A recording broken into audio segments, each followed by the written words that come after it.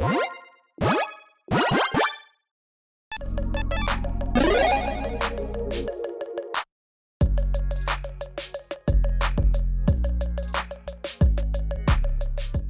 everyone, Mitch coming in for the Commander's Core studio. Welcome to the show. So today's episode comes to you courtesy of my incredible patrons. Month to month, patrons vote on what commander they want to see in an upcoming episode, and the commander that gets most votes wins. And the commander for this month is Ashnod Flesh Mechanist, a 1/1 human artificer with death touch for a single black mana. When it attacks, you may sacrifice another creature. If you do, create a tap Power Stone token, and by paying 5, you exile a creature card from your graveyard. Create a tapped 3/3 colorless zombie artifact creature token. This is a commander where the spice level is super high because, well, there are only so many commanders out there that actually just cost this low. Just 1 mana. Easy to get it out. Easy to swing right away. Easy to get a lot of value. Again, sacrifice a lot of creatures that maybe even want to be sacrificed. Get a lot of power stones out there. Utilize them for, well, not artifact spells, but still, we can utilize them for abilities. We can utilize them for certain spells. We can utilize them in a lot of spicy ways.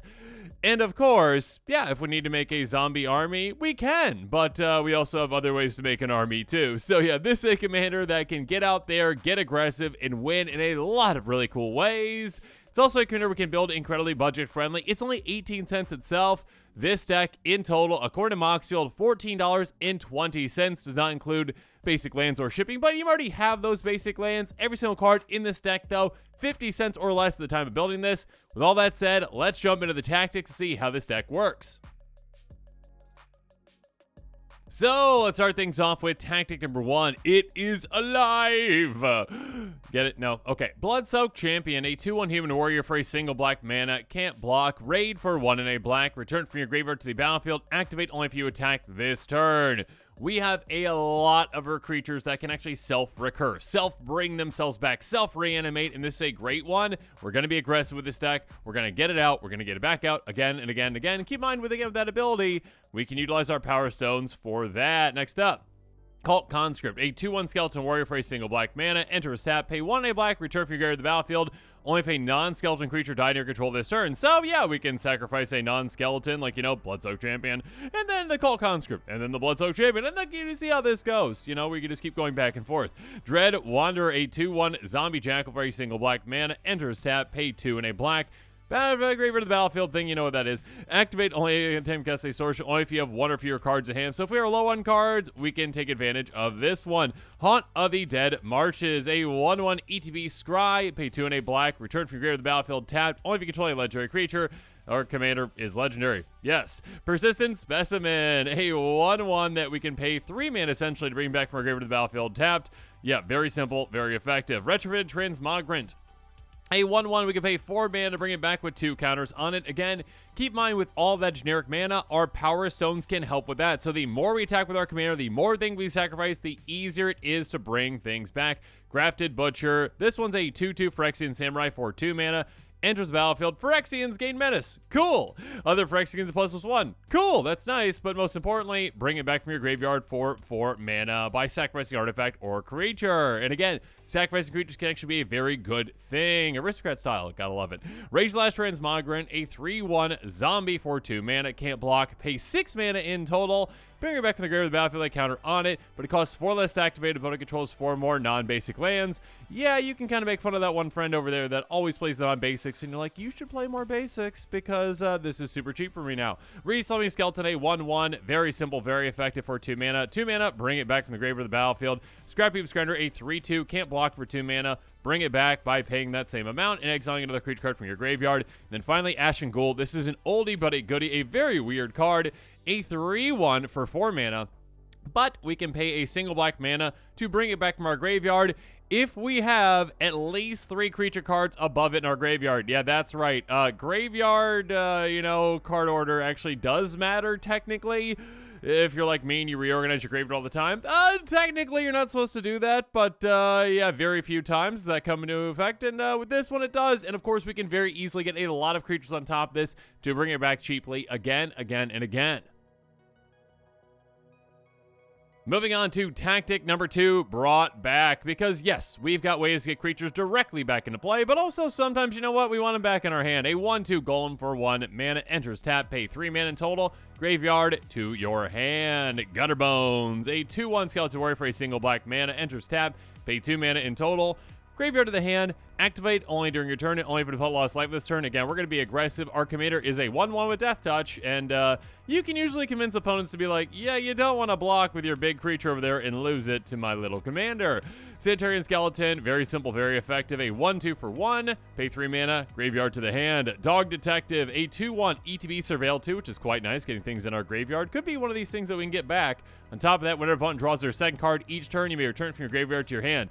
That's going to be quite a bit. Next up, Durable Coilbug, a 2/2 insect for 2 mana, pay 5 mana total, graveyard to the hand, and again, Power Stone tokens can help with that. Golem Patient Plotter, a 3/1, leaves the battlefield, the Ring Tempt You. Quite nice. Pay a black mana, sacrifice a creature, graveyard to the hand, only as a sorcery. In Oval Chase, Daredevil, a 4/2 human pilot for 4 mana. Whenever an artifact enters the battlefield under your control, like you know those Power Stones are going to be making, return it from your graveyard to your hand.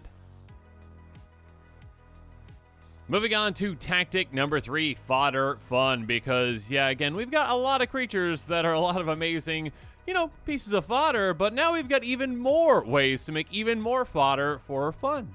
Ghoulish Procession, enchant for 2 mana. Whenever 1 or more non-zone creatures die, create a 2/2 black zombie creature with Decayed. This ability triggers only once each turn. Again, flooding the board with creatures can be great. This one per each turn, essentially, if we're set up properly. And yeah, outside of our commander, we've got plenty of ways to sacrifice our creatures. Next up, Desecrated Tomb. Whenever 1 or more creature cards leave your graveyard, create a 1/1 black-back creature token with flying. Yeah, again, we've got creatures leaving the graveyard here, there, and everywhere, so we're going to make a lot of bats with this. Tormod can help us out as well. Whenever 1 or more cards leave your graveyard, create a tap 2/2 black zombie creature token. So yet another way to take advantage of those self-recurring and self-reanimating creatures. Ogre Slumlord, take advantage of, well, everything. Whenever another non-token creature dies, you may create a 1/1 black rat creature token. In rats, you control of Death Touch. Death Touch is so nice, isn't it? Our commander has it, our rats have it, and our opponent's creatures even help us make even more rats. And then finally, Open the Graves. Just for us, though, that's okay. Enchant for 5 mana. Whenever a non-token creature you control dies, create a 2/2 black zombie creature token. Again, if our creatures are going out of the graveyard, going into the graveyard, whatever they are, we've got ways to make more and more and more creatures to flood the board. Next up, tactic number 4, Outlet Maul. Again, like I mentioned, yeah, we have our commander, which can help us sacrifice things, but we also need some other ways to sacrifice our creatures. Viserys here is a great one. Sacrifice creature, scry 1. Very simple, very effective, so much value to be had. Woe Strider, basically a bigger version of Viserys here, a 3/2, comes to play with a goat friend, yay! On top of that, sacrifice creature, scry 1, and we can escape it by exiling cards out of our graveyard and bringing it back with 2 counters on it. Yahenni, really hard to deal with, a 2/2 hasty Aetherborn Vampire. Whenever a creature the opponent controls dies, you get a counter on this one, so this can be a massive threat, game-ending threat. On top of that, sacrifice a creature, give it indestructible until end of turn. Dimir Houseguard, also really hard to deal with. A 2/3 with Fear, sacrifice creature, regenerate it, so we keep this in play quite a long time. You can also transmute it away out of your hand to 2 for something that costs 4. And then finally, Lord of the Forsaken, a very fun sacrifice outlet for us. A 6/6 Flampling Demon for 6 mana. And then also you can pay a single black mana, sacrifice our creature, target player mills 3 cards. That could be us, because you know what? Milling ourselves can be a very good thing, getting those fodder pieces in our graveyard. On top of that, pay 1 life, add a colorless spin mana to cast a spell from your graveyard. Yeah, that could come in handy as well in certain situations.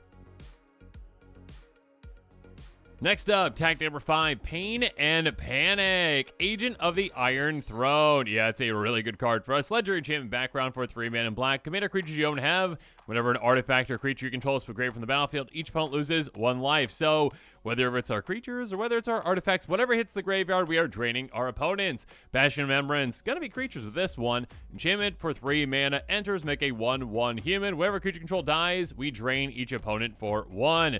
Vulcanwrath Noble, basically a Blood Earth that costs a little bit more mana value-wise. A 2/2 Flying Vampire Noble for 4 mana. Whenever any creature dies, target player loses 1 life and you gain 1 life. So it doesn't matter if it's our creatures or opponent's creatures, they're gonna pay. Sanguinary Priest, this one's just ours, but that's okay. A 2/4 with lifelink, so again, gain some life too. Creature control dies, 1 damage to any target. Any target. Next up, Vindictive Vampire, a 2/3. Whenever creature control dies, 1 damage to each opponent and you gain 1 life as well. But as good as all these cards are, there is one, in my opinion, that stands above the rest. That is the golden pig of this deck, the number one card ever 99, and that is Sir Conrad the Grim. Yeah, Sir Conrad's not very happy, and our opponents won't be happy when they see him. A 5/4 human knight for 5 mana. Whenever a creature dies, creature cards put in the graveyard from anywhere in the battlefield, or a creature card leaves your graveyard, 1 damage to each opponent, and by paying 1 in a black, each player mills a card. This is huge for our deck for so many reasons. Again, we've got our creatures going here, there, and everywhere when it comes to our graveyard, and every single time they do, we ping our opponents. We can also mill ourselves with this, and our, Power Stones can help with that too. We start milling ourselves, we hit more creatures for our graveyard, which again helps us get those creatures that we can self-reanimate out of the graveyard or self-recur. Absolutely fantastic. It is a win condition for us, as well as a value engine for us. What's not to love about Sir Conrad the Grim? Definitely worthy of the title of the Golden Pig. Moving on, can you dig it? Dockside Chef, a 1/2 human citizen for a single black mana. Pay 1 a black, sacrifice artifact or creature, draw a card. So yeah, we can actually put not only our creatures to use, but also those Power Stone tokens if we need to. Vampiric Rites, pay 2 mana again, sacrifice creature, you gain 1 life and draw a card. Clattering Augur, a 1/1 skeletal shaman that can't block. That's okay, though. Enters the battlefield, draw a card, lose 1 life. You can also bring it back from your graveyard to your hand for 4 mana in total. Again, those Power Stones, though, can help pay for that. Next up, Calling Deus. Tap sacrifice creature, charge counter on it. Pay 1, sacrifice it, draw a card for each charge counter on it. A great way to build up value throughout the game. Homicide Investigator, a 2/2 human detective. Whenever 1 or more non-token creatures you control die, investigate. This ability triggers only once each turn. Again, we can actually, stagger our deaths throughout the game on each player's turn. Get a lot of clues with this, and again, keep in mind our Power Stones can actually help with these clues. Tome of Legends enters with a page counter on it. Whenever your commander enters or attacks, put a page counter on it. Pay 1 to tap, remove a page counter from it, draw a card. Our commander is very low to the ground and also very aggressive. We're going to be swinging a lot, getting it back out a lot. A lot of counters to be had on this. Prince Margaret's Crown, a great one for us as well.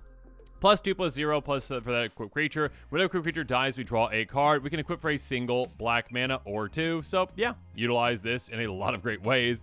Midnight Reaper, creature control dies that is non-token. 1 damage to us, draw a card. 1 damage for 1 card is well worth it, of course. We already talked about ways that we can actually gain life. And then finally, Morbid Opportunist. Whenever 1 or more other creatures die, draw a card. Triggers only once each turn. Again, like I said, we've got outlets. We can sacrifice on opponent's turns. We're going to be fine with that. Moving on, next tactic, go away. And we will make our opponents, creatures and everything go away with things like a Cursed Marauder, a 2/1 Zombie Warrior, ETBs. Every player sacrifices a non-token creature. Feed the Swarm, a great removal spell. Destroy a creature enchantment. We lose some life. That's okay. No big deal at all. Demon's Disciple enters the battlefield. Everyone sacrifices a creature or a Planeswalker. Plaguecrafter, very similar. Creature Planeswalker. Or if they can't, they discard a card. Nevinral's Disc enters tapped. Pay 1, tap, destroy artifacts, creatures, and enchantments. A great panic button for us. The Devastation. Lose X life. Create X trap Power Stone tokens that all creatures get -1/-1 until end of turn for each artifact you control. A board wipe that can make us a lot of Power Stone tokens. What's not to love about that? Butcher Malakir. This thing is huge. Whenever another creature control dies, each one sacrifice a creature. They will have absolutely no board by the time we are done with them, with all those creatures that we can get out. Sacrifice. Get out again. Sacrifice. Get out again. Sacrifice. You see how this is going. Necromantic Selection. A one-sided board wipe in a way. Well, it's a board wipe that can leave us with one thing, let's say. Destroy all creatures. Bring 1 back under your control. And Decree of Pain. A great way to reset things and have a massive hand size. Get rid of every creature, draw a card for each creature destroyed this way. Next up, let's get things started. First up, there's Wayfarer's Bauble. Pay 2 tap, sacrifice, get a basic land into play tapped. Everflowing Chalice, very flexible mana rock. Pay 2 taps for 1, 4 taps for 2, etc., etc. Arcane Signet, can tap for our color. Cool. Charcoal Diamond, enters the battlefield, taps for a black as well. Bindstone, taps for a cost, pay 1 tap, sacrifice, draw a card. Worn Power Stone, cost 3, enters the battlefield, taps for 2. Then there's Solemn Simulacrum. Sad Robot, oh no, enters the battlefield, get that basic land to play tap when it dies, and yeah, we got plenty of ways to make it die. Draw a card. Inspiring Sanctuary artifacts can actually help us. Non-artifact spells you cast casts have improvised, so now all those power stones can be utilized in a different way. Speaking of power stones, Wreck Hunter, a 2/2 with flash, enters the battlefield, choose target player, create a tap power stone token for each non-land card, put in that player's graveyard from the battlefield this turn. That's going to be quite a few because, yeah, we can sacrifice a lot of things. And finally, Bog Initiate, really cool interaction with this one. Pay a single mana, add a black to your mana pool, so utilize those power stones to actually filter mana into this to utilize that mana for whatever we need. Next up, let's quickly talk about some great lands, including Hull of Tagsin. This one we can actually pay 4 to tap, create a tap Power Stone token, and of course our Power Stones can help with that, so do keep that in mind. Access Tunnel, a great way to make our commander unblockable. Pay 3, tap target creature power 3 or less. Can't be blocked this turn. I mean, our commander or other creatures too. In Rogue's Passage, any creature unblockable. Pay 4, tap target creature can't be blocked this turn. A lot of great ways to get things through. And with that, this episode is coming to a close. As always, comment below with your thoughts on it. And of course, as always, thanks again and have a good one.